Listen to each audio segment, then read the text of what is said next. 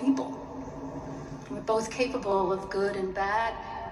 Alexander Solzhenitsyn once astutely observed that the line separating good and evil passes not through states, not between classes, nor between political parties, but right through every human heart, through all human hearts.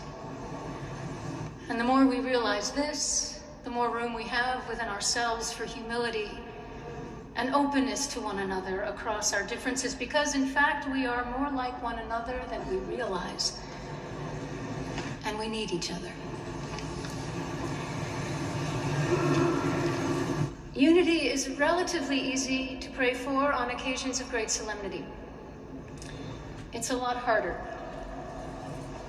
to realize when we're dealing with real differences in our private lives and in the public arena. But without unity, we're building our nation's house on sand. And with a commitment to unity that incorporates diversity and transcends disagreement, and with the solid foundations of dignity, honesty, and humility that such unity requires, we can do our part and in our time to realize the ideals and the dream of America.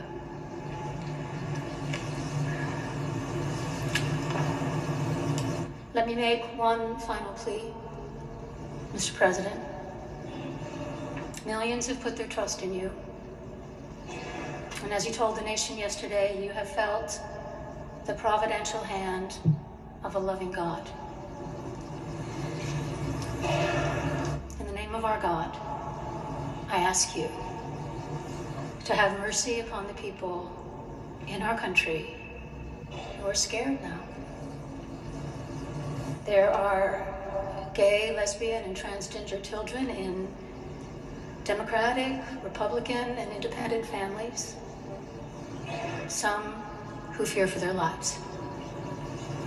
And the people who pick our crops and clean our office buildings, who labor in poultry farms and meatpacking plants, who wash the dishes after we eat in restaurants and work the night shifts in hospitals, they may not be citizens or have the proper documentation, but the vast majority of immigrants are not criminals.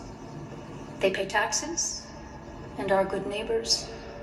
They are faithful members of our churches and mosques, synagogues, wadara, and temples. I ask you to have mercy, Mr. President, on those in our communities whose children fear that their parents will be taken away, and that you help those who are fleeing war zones and persecution in their own lands to find compassion and welcome here.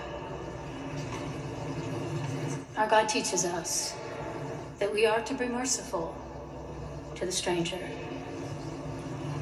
for we were all once strangers in this land. May God grant us the strength and courage to honor the dignity of every human being, to speak the truth to one another in love, and walk humbly with each other and our God for the good of all people in this nation and the world.